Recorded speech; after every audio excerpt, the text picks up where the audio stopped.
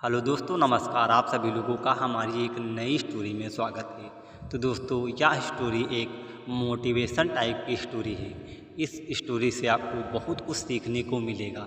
तो आप लोग वीडियो के अंत तक बने रहिएगा। वीडियो को आप ज़रा सा भी स्किप मत करिएगा, क्योंकि यह वीडियो आपके लिए बहुत ही इंटरेस्टिंग होने वाला है। दोस्तों, एक गांव में एक सफल व्यापारी रहता था। उसके पास एक अच्छी बड़ी दुकान थी और आमदनी भी इतनी अच्छी थी कि गांव में सबसे ज़्यादा अमीर वही था। हर आदमी उससे अच्छे से बात करता था और वह लोगों की मदद करता था। वह दिन रात मेहनत करता और बाकी के समय में पूजा पाठ भी करता था कि बहुत इज्जत करते थे। पर उस व्यापारी की एक बुरी आदत थी। वह जल्दी गुस्से में आकर लोगों को बुरा भला कह देता था, जिससे गांव के लोग उससे नाराज़ हो जाते थे और वह नाराज़ लोगों को मनाने जाता था और वो लोग नहीं मानते थे तो उसको और गुस्सा आ जाता था और वह और भला बुरा कह देता था और फिर बाद में व्यापारी को बहुत बुरा लगता था। एक बार गांव में एक बहुत बड़े ज्ञानी संत आए हुए थे। कुछ ही दिन में वे दूर दूर तक उनके ज्ञान के चर्चे होने लगे थे। तब यह बात व्यापारी तक पहुंची तो वह बहुत हैरान हुआ और दौड़कर संत से मिलने पहुंचा। व्यापारी ने संत की ओर बहुत सेवा की और उनको अपनी समस्या बताई।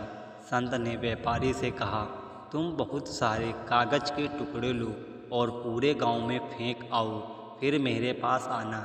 व्यापारी बिना सोचे समझे दिन भर कागज के छोटे छोटे टुकड़े पूरे गांव में फैला देता है और फिर संत के पास पहुंच जाता है।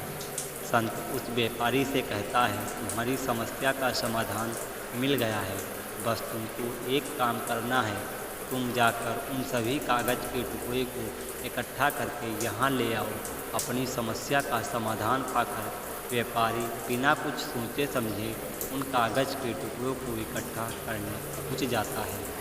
बहुत देर तक कोशिश करने के बाद व्यापारी को यह समझ में आता है कि यह काम तो करना नामुमकिन है। सीख देने वाली यह कहानी थी। वह दौड़कर संत के पास गया, कहता है, आपने काम दिया वो तो असंभव है, मैं चाह कर भी उसको पूरा नहीं कर सकता हूँ। संत मुस्कुराए और कहते हैं, बेटा, मैं भी यही कहना चाहता हूँ। किसी को कहे अपशब्द वापस नहीं ले सकते हैं, इसलिए हमें हमेशा सोच समझकर ही बोलना चाहिए। आज के बाद तुम यह बात अपने मन में अच्छे से बिठा लो, चाहे कुछ भी हो जाए, तुमको किसी को भी अपशब्द नहीं बोलना है। संत से प्राप्त इस ज्ञान से व्यापारी की आंखें खुल जाती हैं और वह दोबारा जब भी किसी को गुस्से में कुछ बोलने वाला रहता है, उसको कागज के टुकड़ों पर उदाहरण याद आ जाता है। शिक्षा कहीं ना कहीं दोस्तों, कोई भी कहानी हम जब सुनते हैं तो उस कहानी से हमें कुछ ना कुछ हमें सीखने को ज़रूर मिलता है।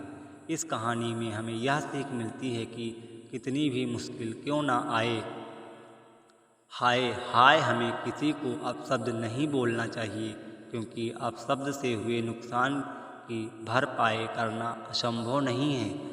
गलत शब्दों से किसी को ठेस ना पहुंचाना चाहिए।